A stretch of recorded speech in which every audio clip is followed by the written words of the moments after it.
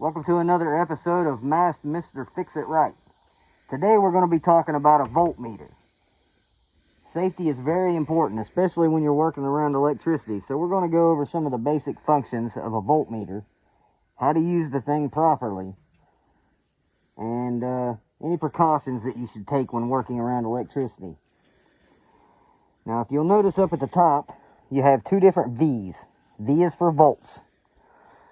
This one with the straight dashed lines is for direct current, meaning anything that has a battery, vehicle, lawnmower, motorcycle, Power Wheels toy.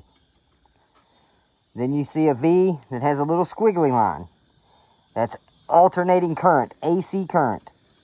That's anything that's in your house, from the electric wires.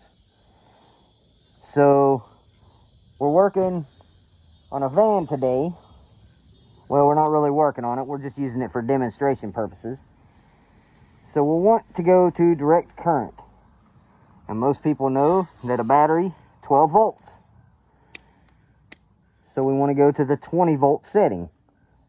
The dashed lines, direct current. Now you go over here. You want to verify that your voltmeter is working.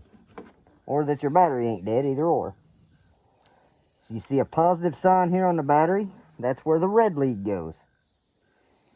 The negative side, there's a negative over here. You'll put that there, and you'll get a reading on your voltmeter. 12.57 volts. It's a little low, but it's within range. And that is how you test direct current. Now, if you were to stick these things in a light socket, with it set on this, you're going to get an OL if you don't get shocked. That means over the limit. That means that you're on the incorrect setting. You'll have to turn it over to 200 volts because a house is 110.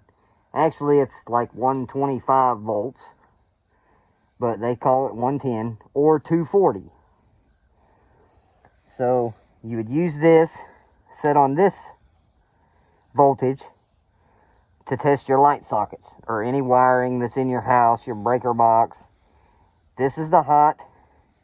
This goes either on the white wire or the solid copper wire, the one that doesn't have any coating. This one goes on your black wire or the hot wire.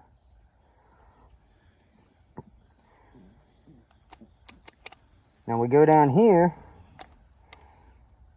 See that little dot?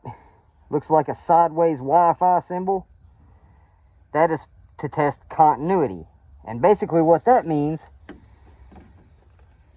the circuit doesn't have any juice on it. The battery's not hooked up. Say it's a fuse. You pull the fuse out. You want to see if it's broken in the middle. Sometimes a visual inspection doesn't work. So you touch each prong to a leg of a fuse. And if it's good, you'll hear this beep.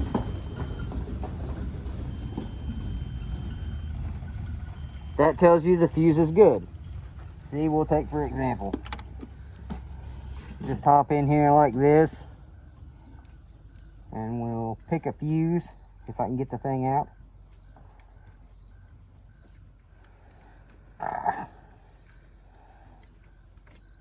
There we go. Now see? We don't know if this fuse might be blown or not. So if we want to check the fuse, we hold one probe. That fuse is good, which you can plainly see that it's not broken in the middle. But sometimes it'll be broken over here towards this thicker part of the plastic, and you can't see that it's broken. But the fuse may actually be broken and not be good. So you can test that. Another way you can test it is there's two little metal spots at the top, right here and right here. You can touch those spots.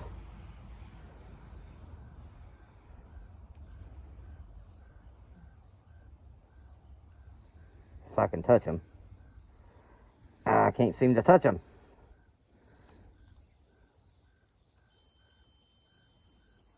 and you can hear the beep. That is called checking for continuity. Those are the 3 most common things that you will do with a voltmeter. Obviously, there's more settings here. There's ohm settings, and that's just to check resistance in something.